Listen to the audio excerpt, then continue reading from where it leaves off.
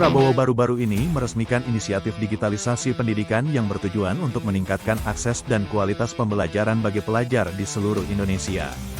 Program ini melibatkan penyediaan perangkat teknologi mutakhir dan platform pembelajaran berbasis digital yang dirancang untuk memfasilitasi proses belajar mengajar yang lebih interaktif dan efektif.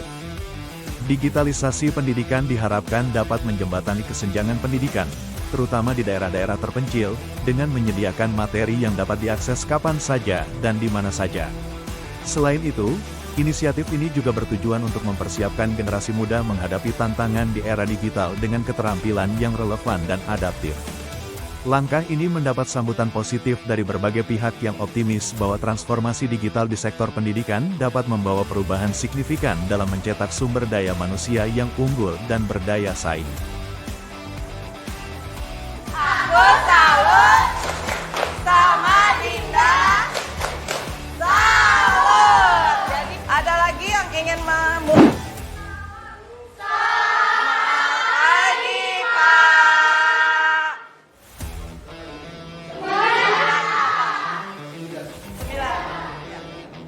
Oke. Baik anak-anak, kalian akan melanjutkan menguji JAT dengan PH universal, di mana JAT-JAT-nya sudah tersedia. Baik, siapa yang akan menguji dari awal? Dinda, silakan.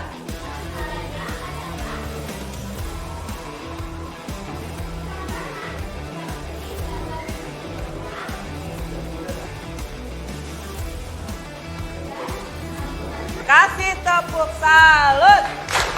Aku salut sama Dinda. Salut. Jadi ada lagi yang ingin membuktikan bahwa di sini ada zat yang bersifat asam. Oke, silakan Cantika.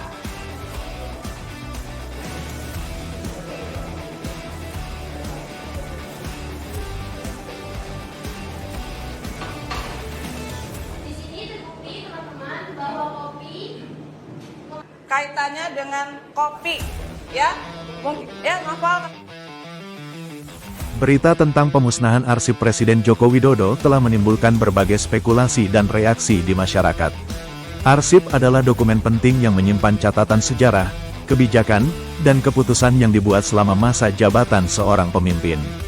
Pemusnahan arsip semacam ini dapat menimbulkan kekhawatiran tentang transparansi dan akuntabilitas pemerintah, serta potensi hilangnya informasi berharga bagi generasi mendatang.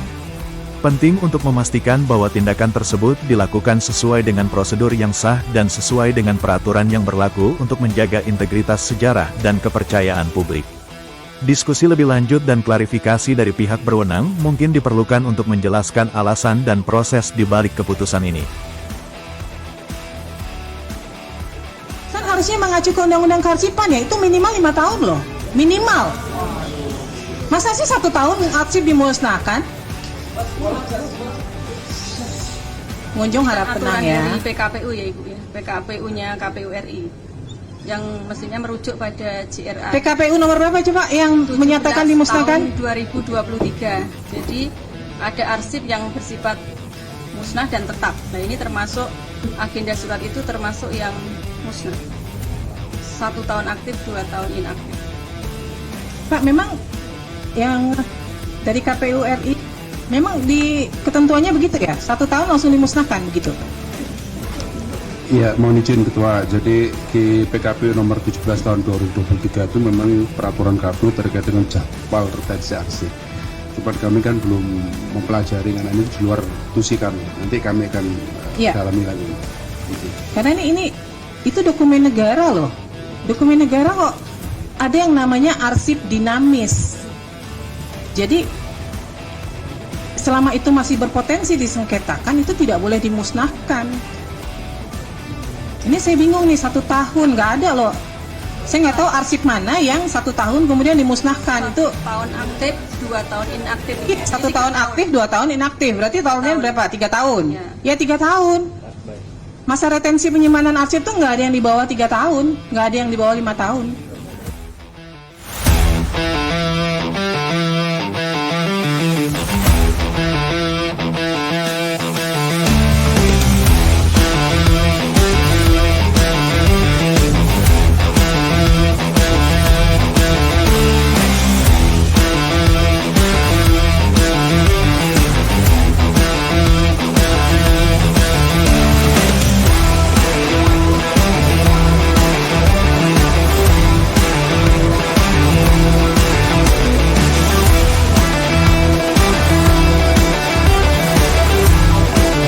Keuangan, Purbaya Yudi Sadewa, melakukan inspeksi mendadak, sidak, di kantor pajak Surabaya untuk memastikan kinerja dan pelayanan publik berjalan dengan baik.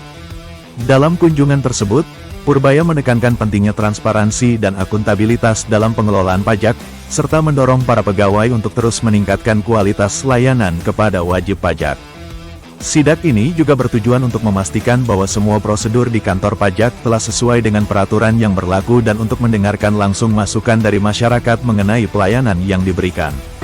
Kehadiran Menteri Keuangan diharapkan dapat memotivasi dan meningkatkan semangat kerja para pegawai pajak di Surabaya.